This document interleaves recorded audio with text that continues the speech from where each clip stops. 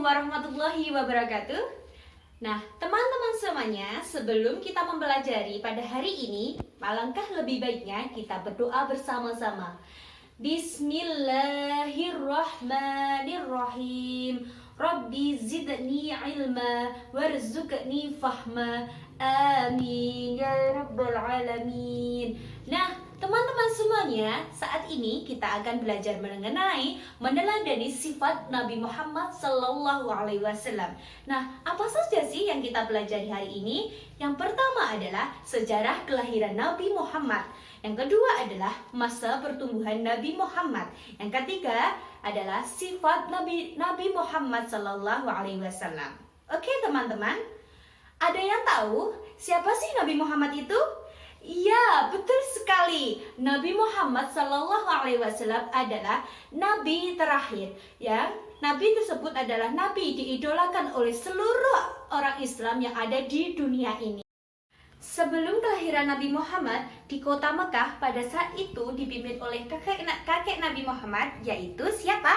Abdul Muthalib. Ya, benar sekali. Nah, pada saat itu Abdul Muthalib dijajah oleh pasukan bergajah, yaitu Raja Habsyah atau bernama Abraha. Nah, mulai pada saat itu tahun tersebut dijuluki dengan tahun gajah. Nah, sebelumnya teman-teman semuanya, Abdul Muthalib ini memiliki 10 orang anak, putra, dan itu salah satunya adalah Abdullah yang menjadi ayah Nabi Muhammad SAW. Nah, Abdullah ini menikah dengan Aminah binti Wahab. Setelah pernikahan dari Abdullah dan Aminah, pada saat tidak selang lama Aminah sedang hamil 2 bulan, yaitu hamil Nabi Muhammad SAW. Namun teman-teman semuanya, ayah Abdullah dari ayah Nabi Muhammad tersebut meninggal dunia di Yathrib pada waktu itu dalam perjalanan berdagangnya di Syria. Nah, pada saat itu teman-teman semuanya, Nabi Muhammad SAW lahirlah pada tanggal 12 Rabiul Awal tahun gajah, atau pada tanggal Masehi pada tanggal 20 April tahun 571 Masehi. Setelah kelahiran Nabi Muhammad dengan status Nabi Muhammad yaitu sebagai anak yatim, sayangnya sekali Nabi Muhammad harus disusui oleh bukan ibu kandungnya, tetapi harus disusui oleh perempuan dusun, yaitu siapa yang namanya? Siapa tahu? Nah, iya, betul sekali. Namanya adalah Halimah. Nah, di situ Nabi Muhammad SAW dibesarkan dengan saudara-saudara sepersusuannya selama 4 tahun.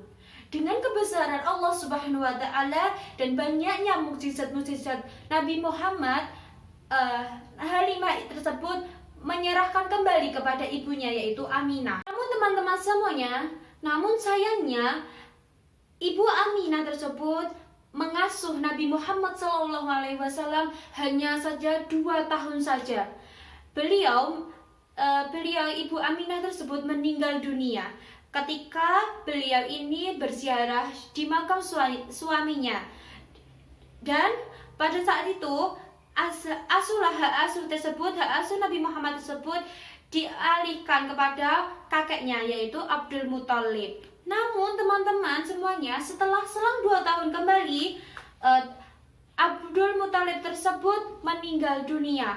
Nah, pada saat itu Nabi Muhammad SAW pada usia 8 tahun. Setelah meninggalnya kakek Nabi Muhammad diasuh oleh pamannya, yaitu Abu Thalib. Nah, pada masa kesehariannya tersebut, Nabi Muhammad dengan kehidupan sederhananya, dengan kegiatan yaitu mengembala biri-biri atau berjualan atau berdagang. Dengan kehidupannya sederhana pada masa dewasa, Nabi Muhammad SAW mencari kehidupannya dengan berniaga. Pada saat itu modalnya berasal dari Siti Khadijah yang seorang janda kaya raya. Nah, selang lama kemudian Siti Khadijah memiliki perasaan yang sama kepada Nabi Muhammad. Setelah itu Siti Khadijah dengan Nabi Muhammad menikah. Pada saat itu Siti Khadijah pada saat itu Nabi Muhammad SAW pada umur 25 tahun, sedangkan Siti Khadijah pada saat itu berumur 40 tahun. Nah, pada masa pernikahan tersebut Nabi Muhammad SAW sering berdiam diri di Gua Hira. Pada saat itu beliau berdoa kepada Allah, "Ya Allah, berikanlah aku petunjuk dan jalan yang benar." Nah, pada suatu ketika pada usia Nabi Muhammad 40 tahun pada tanggal 17 Ramadan, nah, pada itu malaikat Jibril turun dan menyampaikan ayat Al-Qur'an, yaitu pada ayat 1 sampai 5 surah Al-Alaq. Dengan demikian Nabi Muhammad sudah disahkan menjadi rasul utusan Allah Subhanahu wa taala. Setelah mengetahui kisah kehidupan Nabi Muhammad SAW, sifat apa sih yang perlu kita contoh di kehidupan nyata? Sifat yang pertama adalah kesabaran Nabi Muhammad. Karena pada saat itu Nabi Muhammad secara tidak langsung pada masa kecilnya beliau harus menyandang statusnya yatim dan piatu. Nah, sikap yang kedua adalah jujur.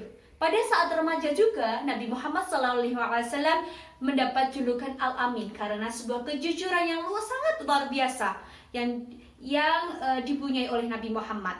Yang ketiga adalah sopan dan santun.